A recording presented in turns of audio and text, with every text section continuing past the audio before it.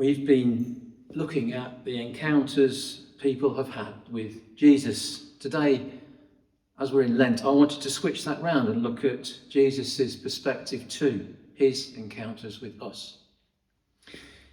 Jesus came into this world to encounter us, not from a distance, not from the safety of heaven, but face to face. He didn't observe humanity from above.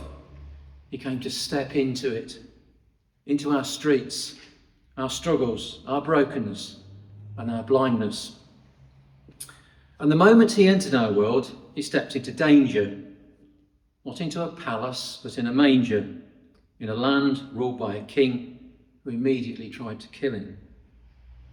From his first breath, Jesus entered a world where his presence unsettled the powerful and exposed the darkness. He came knowing that saving us would mean him suffering for us. And he accepted that long before anyone knew his name. And he was sent. Remember, he was sent by God.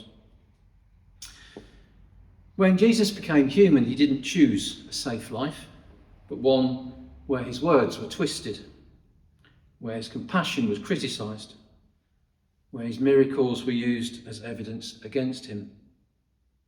A life where every time he healed someone, he increased the hostility of the authorities. Every time he forgave someone, he offended the powerful. Every time he welcomed someone in, he threatened the systems that kept people out. Jesus didn't just risk his life at the cross, he risked it every day. He walked among us, and he did it willingly, because encountering us was worth the danger. He lived under Roman occupation, where crucifixion was a public warning not to challenge the empire. He lived among the religious leaders who believed they were protecting God's honour by opposing him. He lived among crowds who loved him one day and questioned him the next, with disciples who didn't always understand him, and sometimes even tried to stop him from doing the very things he came to do. Jesus didn't choose an easy world. He chose our world, with its conflict, with its confusion and danger, because that's where we were and that's where we are. And that's the backdrop, John chapter 9. Jesus has left the temple after a heated confrontation with the religious leaders. They've picked up stones to try to kill him. The tension in Jerusalem is high. Everyone is watching him. Every move he makes is dangerous.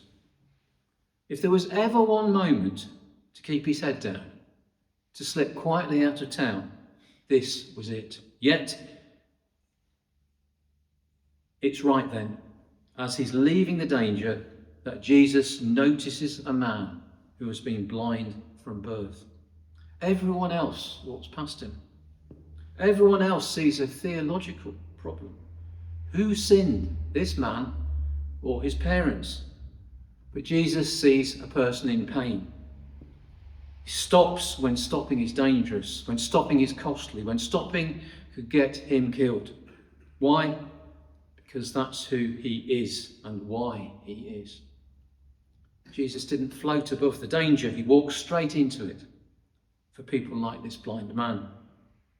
By becoming human, Jesus embraced physical danger. He could be arrested or killed at any moment. He embraced social danger. Healing on the Sabbath was a direct challenge to the authorities. He embraced political danger. Crowds were divided and leaders were threatened. He embraced emotional danger. He experienced rejection, misunderstanding and betrayal. Jesus didn't come to survive. He came to save people who couldn't save themselves.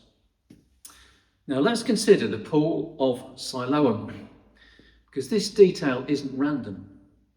Jesus puts mud on the man's eyes and tells him, "Go wash in the pool of Siloam." And John tells us Siloam means sent. The pool was a massive ritual bath at the bottom of the city of David. It was the place where pilgrims washed before going up to the temple.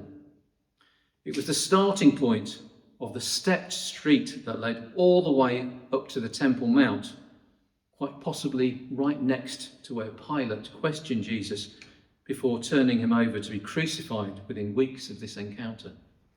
So not just a road of pilgrimage, but for Jesus, a road to his death.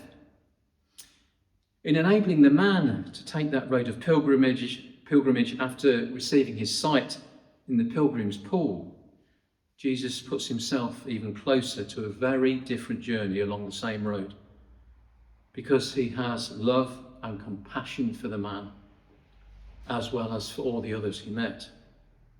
So the blind man, still blind, feels his way down the crowded streets to this enormous pool where thousands of pilgrims washed before worship.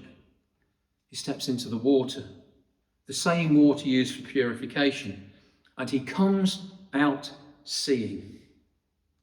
And then he walks the pilgrim road back up to the temple for the very first time with sight. It's not just a healing, it's a journey, it's a transformation, it's a picture of what Jesus came to do. And remember, the pool is called sent. Jesus is the one sent by the Father. The man is healed by obeying the one who is sent. In the pool called sent. This is the type of symbolism that John in his gospel really likes. Now, the pool of Siloam was not close by. Jesus, you'll remember, was leaving the temple when he met the man.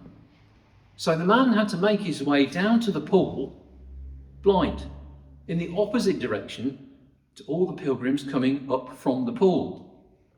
Jesus didn't make his healing easy. He didn't heal the man on the spot. He sent him on a journey through the city, through crowds, noise and uncertainty. A journey that required trust and obedience before understanding.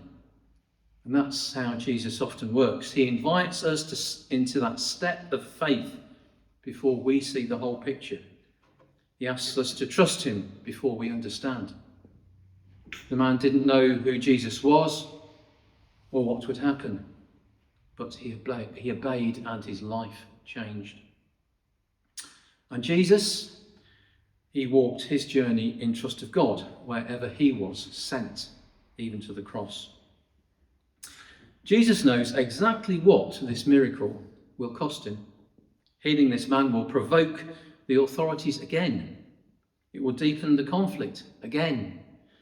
It will push him closer to the cross again. But he does it anyway. Because love doesn't calculate risk. Love doesn't ask, is this safe? Love asks, is this right? And for Jesus, helping this man was right, even if it puts him in more danger. So, what does this mean for us?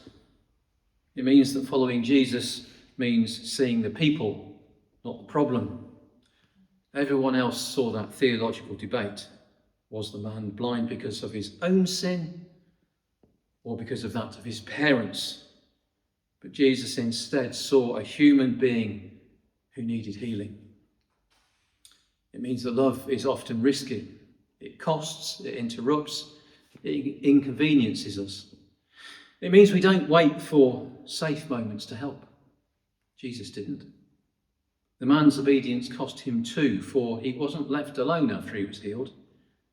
Even his parents were too frightened of the authorities to help their son with the answer why he'd been healed. He is of age, ask him, they said. Then the man was thrown out. Jesus found him and asked him if he believed. And in his trust of Jesus, the man said, Lord, I believe. The blind man didn't understand everything. He just obeyed, and his life changed. And in some ways, it became more difficult. And today, Jesus still meets people in their blindness, and he uses his followers to bring light. Jesus didn't risk his life at the cross. He risked it every time he stopped for someone in need. He risked it when he stopped for the man born blind, when he touched lepers, when he welcomed sinners, when he raised Lazarus, when he walked into Jerusalem, and he still stops for us today, even when it costs him. That's the kind of love we're invited to receive. And that's the kind of love we're invited to give, and the risk he invites us to take. Amen.